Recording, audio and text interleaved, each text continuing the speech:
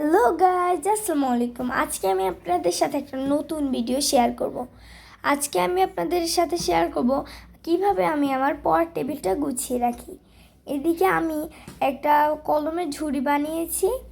এটা হচ্ছে কিছু ইমোজির দিয়ে।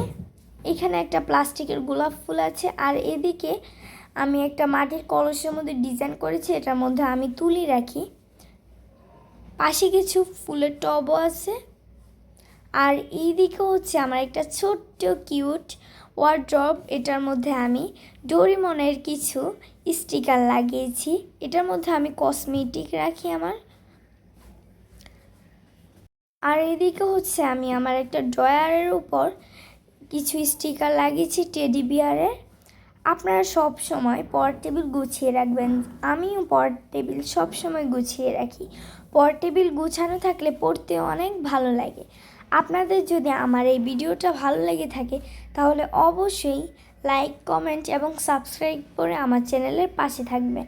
Bye bye, have a good day.